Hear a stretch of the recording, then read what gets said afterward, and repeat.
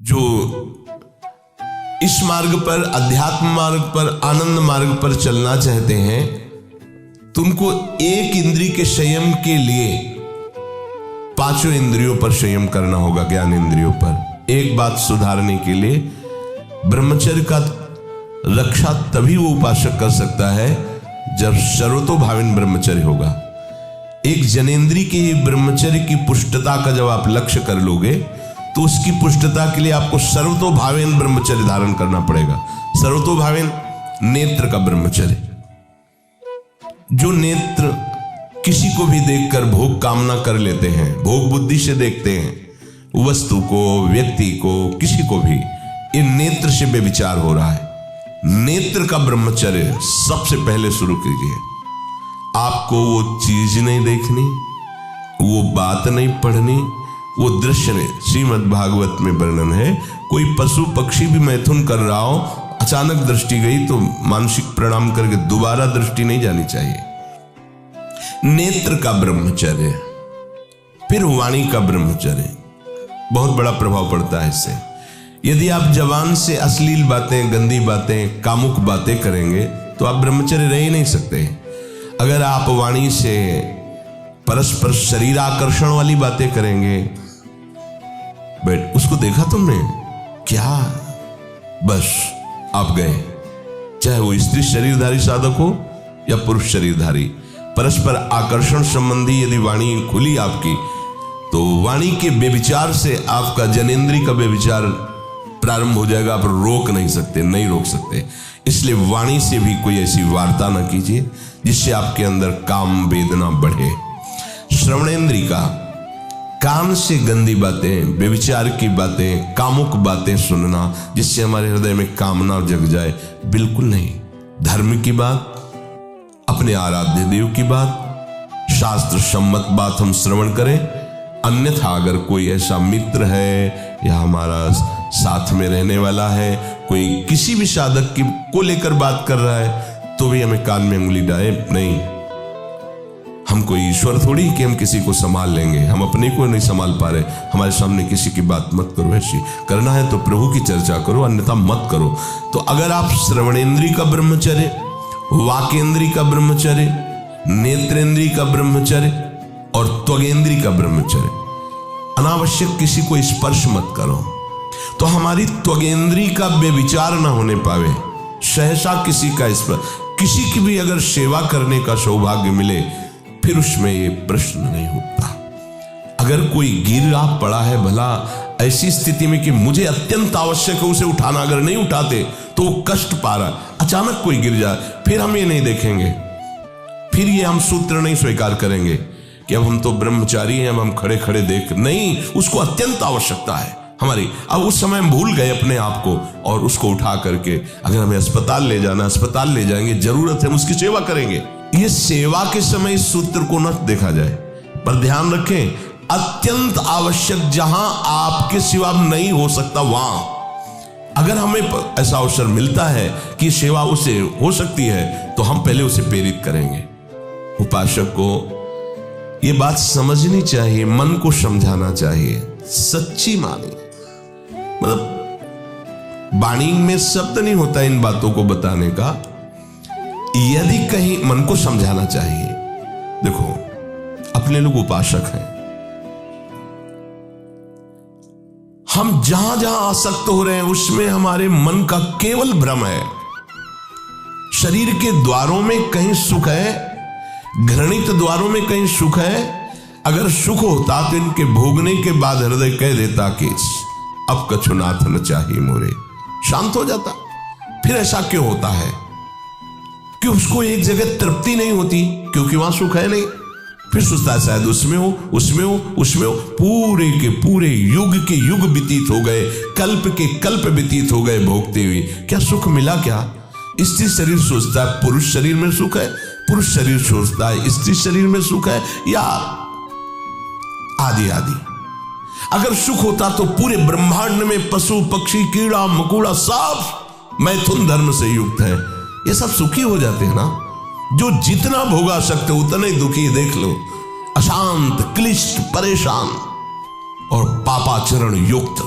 ये क्या है? मन को समझाइए। वैरागी भगवत मार्ग का पथिक मन के द्वारा ऑपरेशन करता है हर वस्तु का। ये सब इसको ऐसा ना समझे कि बड़ी गुप्त बातें हैं। गुप्त बातें हैं प्रिया प्रीतम के दिव्य चिदानंद में रहस्य की। ये गुप्त बातें नहीं, इनको समझो खोल करके। यदि आप किसी भी तरह से हस्तमैथुन आदि के द्वारा गंदे दृश्य देख करके गंदी क्रियाओं के द्वारा आप अपना नाश करते रहेंगे तो ना आप इस लोक में सुखी रहेंगे ना परलोक में। मान लीजिएगा, ये बातें न तो कही जाती हैं, न सुनी जाती हैं, न समझी जाती हैं। इसीलिए हमारा बहुत ही आगे की पीढ़ी जो सनातन धर्मावलंबी जो भागवत, हर देश से महान भारत देश को क्यों कहा गया?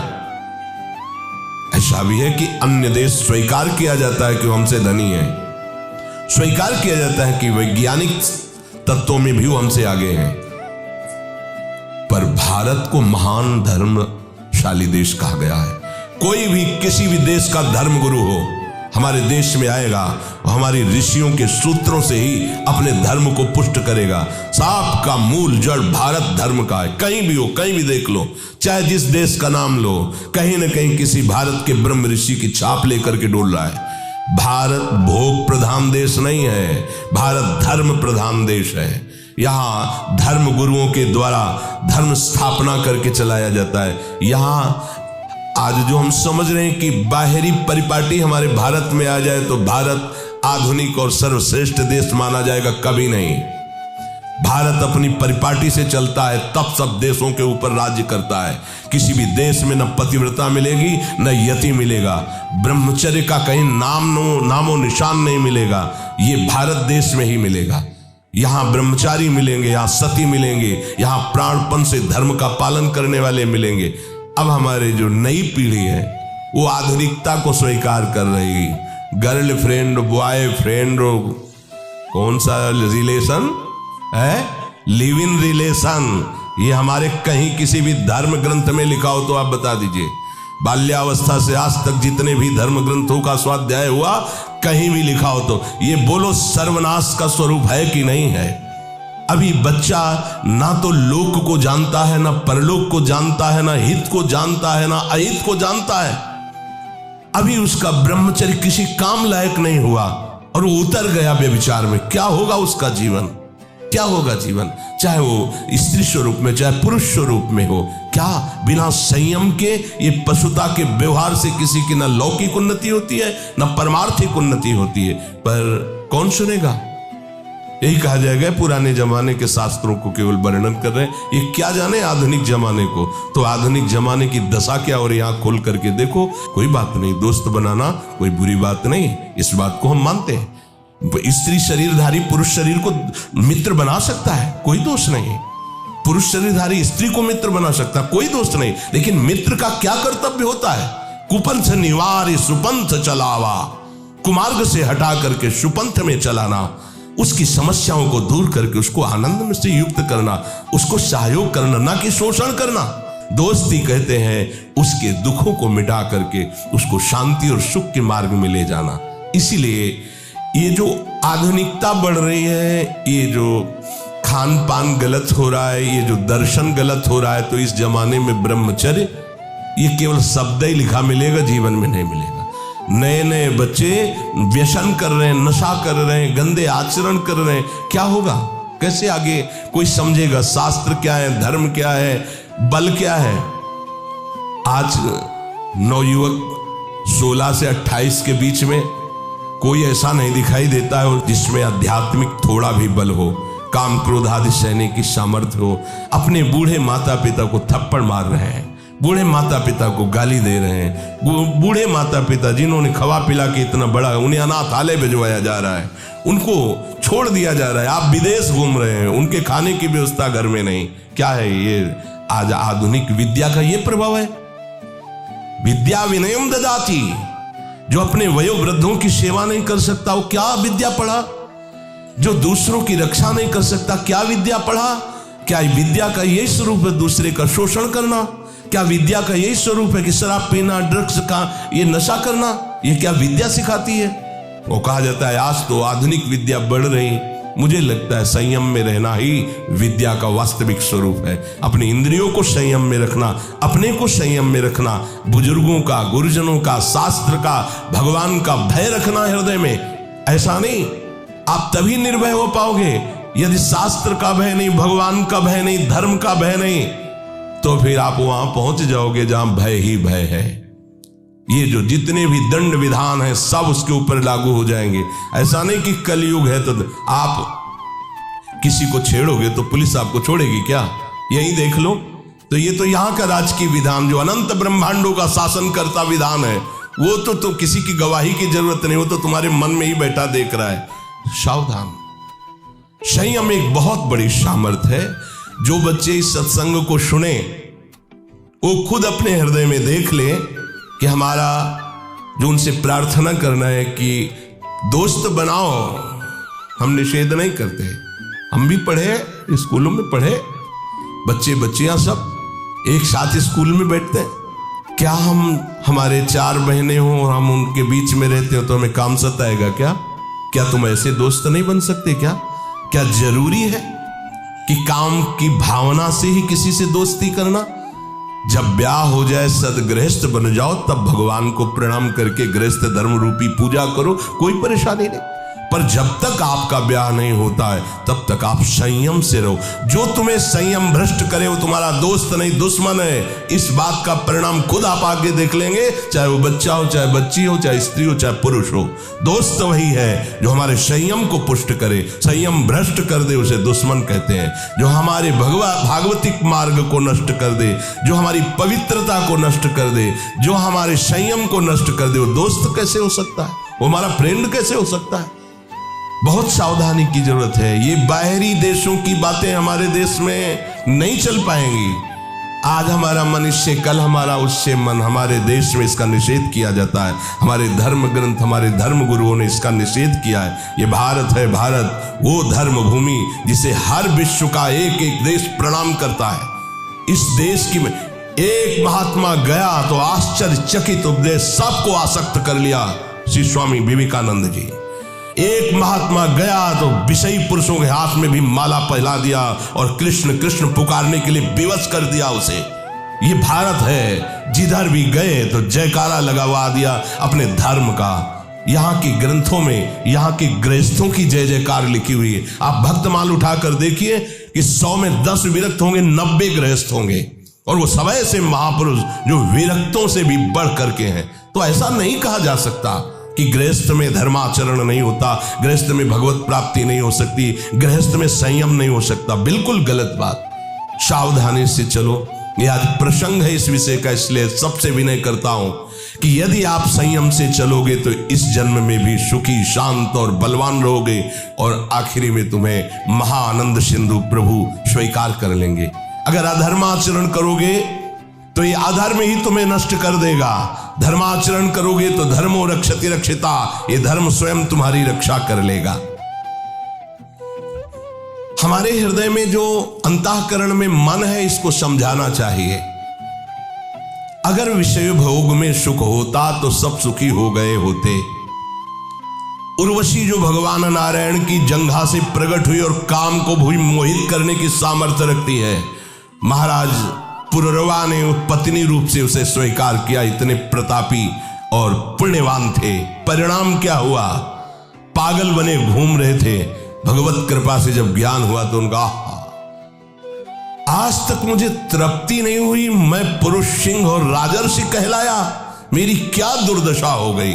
वर्णन एकादश स्कंद में आप पढ़ के देख लीजिए। महाराज ययाति भगवान शुक्राचार्य की पुत्री देवयानी से ब्याह हुआ, पर शर्मिष्ठा में भी आसक्त हुए और अपने पुत्र की 1000 वर्ष जवानी का भोग किया। फिर घृणित भाव से विषयों का त्याग किया कि क्या अपने पुत्र की आयु तक का भोग कर डाला, मिला कुछ नहीं। किसको मिल सकता है ही नहीं, केवल भ्रम। चलो, जो भ्रम में फंसे हैं भगवान उनकी रक्षा करें, पर आप लोग तो भगवत कृपा पात्र और भगवत मार्ग के पथिक हैं, तो संयम पर आप आइए। आप अपने मन को ब्रह्मचारी बनाइए। प्रियालाल के सिवा मन का और विषयों में जाना, ये मन का व्यभिचार है।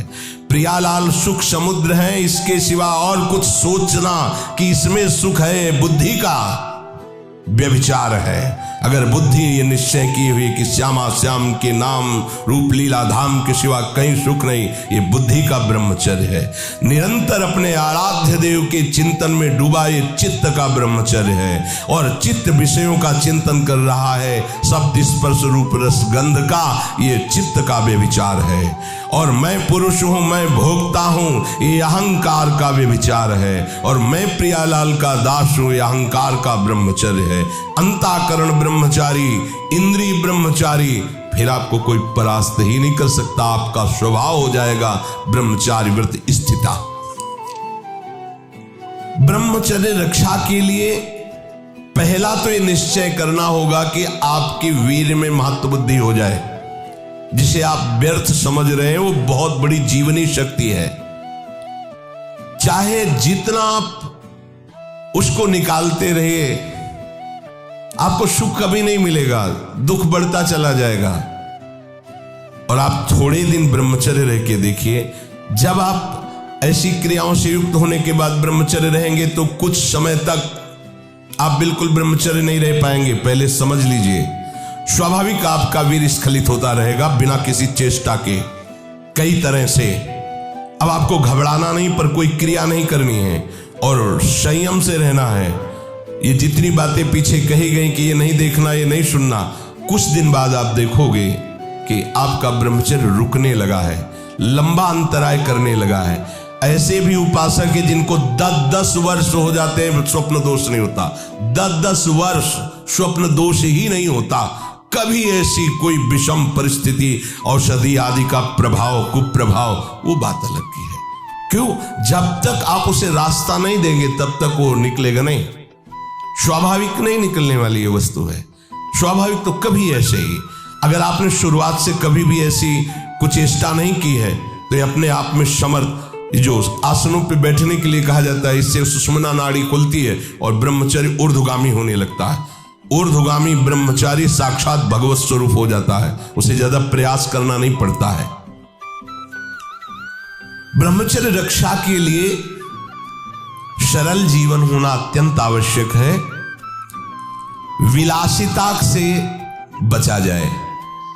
ऐसे सुगंधित तेल लगाना, फुसफुस डाल के चलना, श्री जी का प्रसादी इत्र मिले तो ठीक है, नहीं होता नहीं खुशबू है। अरे दुर्गंध इससे नहीं ढकेगी, तुम्हारी फुसफुस से। तुम्हारी वासना ही दुर्गंध है। वासना को हटाओ और उपासना को बैठा लो, तुम्हारी सुगंध से संपूर्ण देश पवित्र हो जाए। सतरति सतरति सा लोकांतर। तुम स्त्री पुरुष नहीं हो, भगवान के निज अंश हो, समझो। सच्चिदानंद प्रभु के अंश होकर देह राग में कैसे तुम भ्रष्ट होते जा रहे हो। जिसे ब्रह्मचर्य रहना, उसे नित्य सत्संग सुनना चाहिए। सत्संग ही एक ऐसा है जो तुम्हें उठा सकता है। संसार में आज तक किसी की भी उन्नति हुई है तो उसे सत्संगी कहते हैं। कहीं भी देख लो, गोस्वामी जी ने इसीलिए लिख दिया है, मत कीरति गति भूति भलाई, जब जे जतन जहां जे पाई, सो जानो सत्संग प्रभाव, लोकहु वेद न आनो पाओ। और ब्रह्मचर्य रहने के लिए कम से कम 2 बार सर्वांग स्नान अत्यंत आवश्यक है।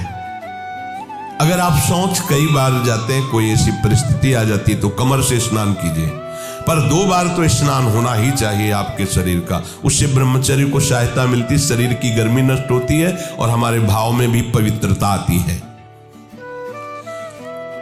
2 बार स्नान करने से शरीर की गर्मी नष्ट होती है। ये महकुआ साबुन और वो जो लगा के जरूरत नहीं है। अगर आपको शरीर को स्वस्थ रखना है तो आप रगड़ करके ऐसे ही नहाइए। ये जो रज हम लगाते हैं ना, ये अपने आप में बहुत सामर्थ्यशाली है। जब आप नहाओगे तो जो रज लगी ना, वो और छिद्रों को साफ कर देगी।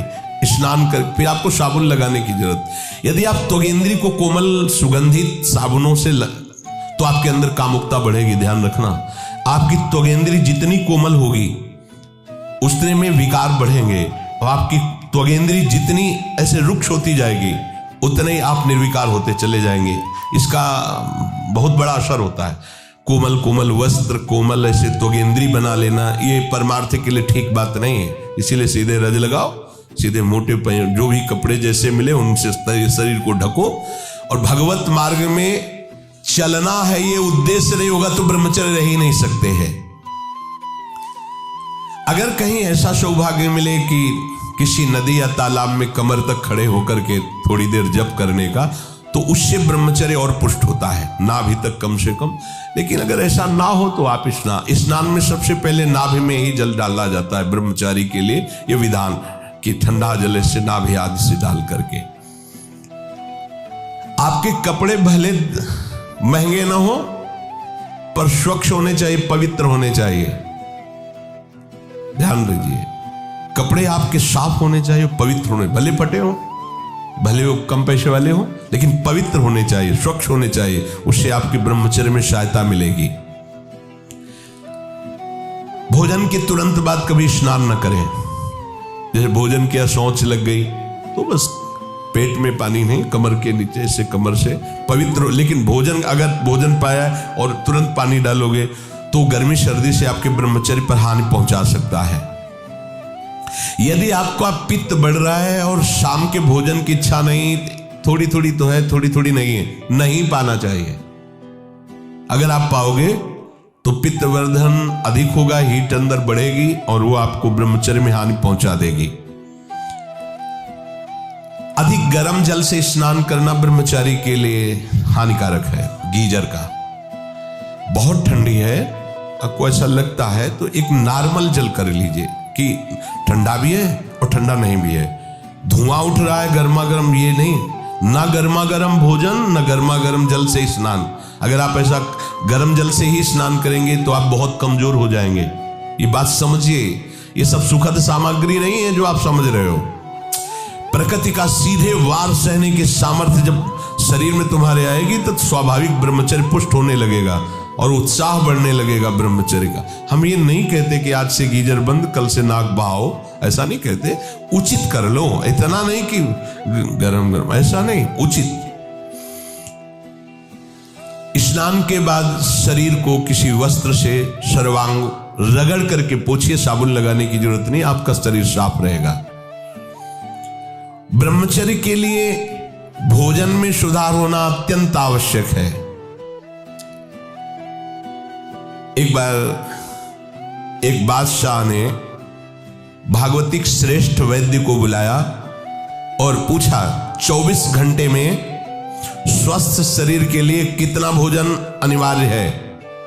तो उसने कहा 24 घंटे के लिए 39 तोला अन्न अत्यंत अनिवार्य है। 1 तोला 10 ग्राम, 39 तोला 390 ग्राम। 24 घंटे में आपके अंदर अन्न 390 ग्राम जाना चाहिए। इसके बाद उन्होंने कहा कि इतने से क्या होगा? तो हकीम बोला कि शरीर पोषण के लिए इससे ज्यादा की आवश्यकता नहीं है। इसके अलावा जो ज्यादा खाया जाता है वो आंतों को बोझा देता है, ब्रह्मचर्य की हानि करता है, भजन में प्रमाद करता है और उम्र को नष्ट करता है, समय को नष्ट करता है। कितना? 390 ग्राम 24 घंटे में, मतलब 2 रोटी 1 कटोरी दाल, बस, या आधा कटोरी दाल, आधा कटोरी सब्जी। ये स्वस्थ शरीर के लिए चाहिए, ये कोई साधु का आहार नहीं, ये स्वस्थ शरीर के लिए। बादशाह को उत्तर दिया उस भागवतिक वैद्य ने कि 39 तोला अन्न की केवल आवश्यकता है। देखो, इस पे विचार करो भाई। 390 ग्राम 24 घंटे में अन्न जाना चाहिए। इसके बाद थोड़ा दूध हो गया, थोड़ा पानी हो गया। 390 ग्राम मतलब 400 ग्राम भी पूरा नहीं, 24 घंटे में, दिन रात में। और इससे शरीर स्वस्थ रहेगा और आपकी आध्यात्मिक शक्ति बढ़ेगी। वही तो हम बार बार सत्संग में कहते हैं, ज्यादा भोजन जो है ये ठीक नहीं है और उचित भोजन लीजिए। तो आज ये उचित भोजन का भी प्रमाण मिल गया कि 39 तोला भोजन करना है। देखो, करके देखो एक बार। 39 तोला दोपहर में और 39 तोला शाम के, तो 2 बार में कर लीजिए। उपासक को आहार के लिए सावधान। इसके अलावा जो कुछ खाया जाता है वो सिर्फ हाथों को बोझा ढोने का काम दिया जाता है। 2 बार में संभल करके बुद्धिमान भाग्यवान उपासक इतने अन्न का ही सेवन करता है। 2 बार में 39 तोला की बात कह रहे हैं। 2 बार बुद्धिमान और भाग्यवान।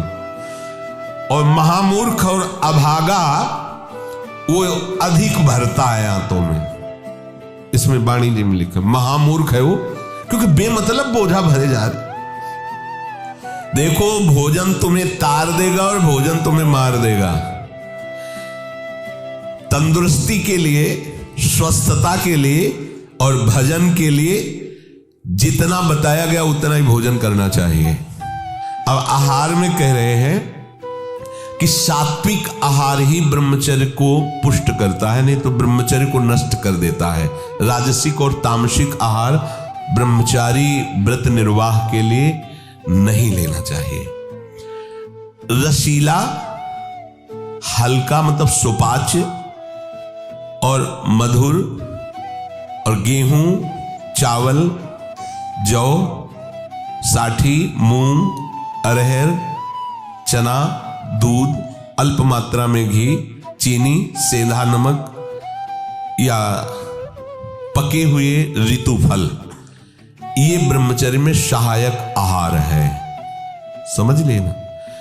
राजसिक आहार गर्मा गर्म धुआं निकलता हुआ नहीं पाना चाहिए, ये हानिकारक होता है। जैसे लोग नहीं होते गर्मा गर्म एकदम ऐसे, वो कितना भी सात्विक अन्न हो वो तामसिक बन जाएगा, उसे नहीं पाना चाहिए। कोई भी साधक कैसे चाय भी पियो, थोड़ा सा हल्का सा उसका गर्मपन निकल जाए, एकदम धुआं निकलता हुआ नहीं, ऐसा। अब देखिए, त्याज्य आहार जो उपासक को नहीं करना चाहिए, अत्यंत गर्म कढ़ाई से निकला हुआ एकदम पकोड़ा गर्मा गर्म से, ये राक्षसी प्रवृत्ति है, नहीं पाना चाहिए। अच्छा, अपने लोगों को तो गर्मा गर्म भाग्य में नहीं लिखा है। क्यों?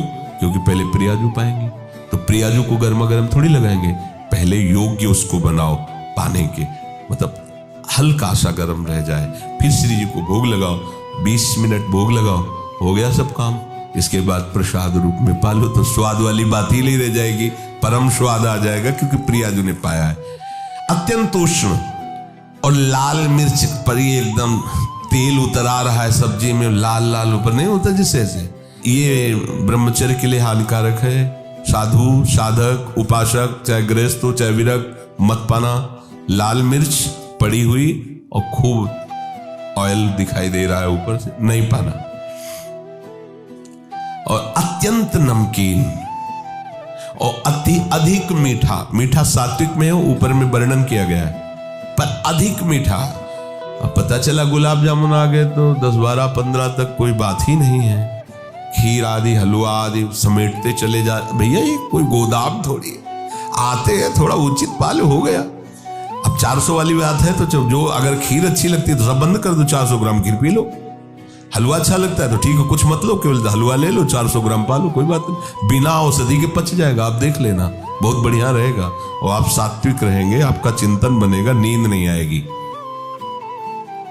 चटपटा नहीं, ये नींबू डाल करके, थोड़ी इमली डाल करके, थोड़ी आम का अमृत डाल करके, ऐसे ये साधु, ये बहुत खतरनाक ब्रह्मचर्य के लिए। आम का आमचूल, इमली, ये बहुत खतरनाक है, बिल्कुल नहीं, अपने खान पान में इनका प्रयोग नहीं होना चाहिए। और अत्यंत तेल युक्त गरिष्ठ पूड़ी, कचौड़ी, मालपुआ और हींग पड़ा हुआ निषेध है। भगवत मार्ग में ये हींग को निषेध किया गया है। जो 4 जगह उस ब्रह्म हत्या को विभाजित किया गया, वो शास्त्र में पढ़ा। एक था मरुभूमि, ऊषर भूमि, दूसरा था वृक्षों में गोंद, तीसरा माताओं बहनों में मासिक धर्म, चौथा जल में फेन बुदबुदा। ये 4 जगह उससे विभाजित किया गया। ऐसे ही स्नान के लिए है कि जल में जब जाए तो ऐसे ऊपर की परत को ऐसे हटावे, भले कुछ नहीं, पर उसका सिद्धांत, तब डुबकी लगाए, दोनों हाथ से ऐसे करके फिर डुबकी लगाए। ऊषर भूमि में किसी भी मंगलानुष्ठान के लिए निषेध किया गया है। और वृक्षों की गोंद परमार्थिक उपासकों के लिए निषेध किया गया, इसीलिए इसमें हींग को भी निषेध कर रहे हैं। और हींग वैसे ही बहुत गर्म तासीर होती है, अपने को नहीं पाना। प्याज, लहसुन, गाजर, उड़द, मसाला बाजार का बना हुआ जैसे मीट मसाला वैसे वैसे नहीं, ये नहीं। और तमोगुणी में मांस, मछली और आदि आदि, अंडा, शराब, चाय, काफी तमोगुण में रखा है, उसी लाइन में रखा है जिसमें निषेध रखा है। चाय, काफी, डाफी भी कोई होता है क्या? नहीं, काफी तो अलग लिखा है, डाफी अलग लिखा है, तो डाफी तो हम तो जलते ले। फिर लिखा कोकीन, चरस, ये सब तमोगुणी में है। और घोर तमोगुणी बासी भोजन नहीं पाना चाहिए। से कल का बना हुआ रखा हुआ है, फिर आजकल चलता है ना कि उसमें बिजली वाली वो एक छोटा सा ऐसे आता है, उसमें ऐसे अंदर रख दो, गर्म हो जाता है। हाँ, ये साधु के लिए नहीं है तो उपवास कर लो, बढ़िया है। जब मिले तो ताजा भोजन, ताजा का मतलब कल परसों का, ऐसा नहीं कर पाना। इसीलिए जैसे ब्रेड आदि हैं, ये आपकी उपासना में सहयोग नहीं देंगे, ये तमोगुण पैदा है। ये अत्यंत तामसिक आहार के अंतर्गत आते, कई दिनों का बना हुआ, ये बाजार में जैसे कि ले आए आप, उनको तल के ऐसे, ये सब ठीक नहीं। चाउमीन, वो क्या कहते हैं, सेवई जैसा, ये सब बिल्कुल ठीक नहीं है। ये क्या चल रहा है यार? अरे आटा लगाओ, 4 रोटी बनाओ, श्री जी को भोग लगाओ, पाओ, पेट भरो, भजन करना है। चंचलता, काम, क्रोध, लालच और पापाचरण से युक्त बना देने वाला ये तमोगुणी आहार बिल्कुल नहीं करना चाहिए। जो ब्रह्मचर्य व्रत में रहना चाहता हो उसको सावधान रहना चाहिए कि बासी, बाल पड़ा हुआ, मक्खी पड़ा हुआ, ये भोजन सब अत्यंत तमोगुण के अंतर्गत आता है। दुर्गंध हो गया है या अपना वो स्वरूप बिगाड़ दिया है भोजन ने, फिर भी आप उसे भोजन, या घृणित निंदनीय पुरुषों द्वारा बनाया हुआ ताजा भोजन, घृणित आचरण वाला निंदनीय पुरुषों द्वारा बनाया हुआ ताजा भोजन, वो भी घोर तमोगुण होता है। अब पीछे शीशा में जो सामान है वो तो बढ़िया चमकती हुई, लेकिन पीछे कैसे बन रही है, कैसे तुम्हें पता चलेगा कि बनाने वाला कौन है? बेचने वाला तो चंदन तिलक लगा के बैठ गया, सामने बॉक्स में बहुत अच्छी उसकी पोजीशन दिखाई दे रही भोजन की, लेकिन पीछे जो बन रहा है वो कैसा पुरुष बनाने वाला है। इसलिए उपासक को खास बात ध्यान रखनी चाहिए कि मांग के भले किसी के यहां से पालो, लेकिन बाजार का भोजन नहीं ठीक है। आप समझो इस बात को, एक दिन पाओगे, 10 दिन के लिए तुम्हारी बुद्धि बिगड़ जाएगी। तामसिक आहार राक्षसी बुद्धि पैदा करता है, राक्षसी बुद्धि। ऐसा रोगी, दुखी, बुद्धिहीन, क्रोधी, लालची, आलसी, दरिद्र स्वभाव, अधर्मी, पापाचरण, अल्पायु हो जाता है जो ये तामसिक भोजन करता है। तामसिक भोजन में एक बात फिर सुन लीजिए, बोले हींग, प्याज, लहसुन और मीट मसाला, मांस, मछली, अंडा, शराब, चाय, काफी, कोकीन, चरस, बासी आहार, रसहीन, गला हुआ, दुर्गंधित और घृणित निंदनीय पुरुषों द्वारा बनाया हुआ ऐसा भोजन तामसिक है। ये आपको ब्रह्मचर्य नहीं रहने देगा, दुखी, बुद्धिहीन, क्रोधी, लालची, आलसी, दरिद्र, अधर्मी, पापी और अल्पायु बना करके नरकगामी करेगा। ऐसे भोजन से बचा जाए। तो यदि हम ऐसे सावधानी से रहें तो भगवान कह रहे हैं, प्रशांतात्मा विगतभिर ब्रह्मचारी व्रते स्थितः, वो भय रहित हो जाएगा, उसका हृदय परम शांत हो जाएगा और ब्रह्मचारी व्रत में स्थित हो जाएगा। शेष चर्चा के श्री राधा वल्लभ।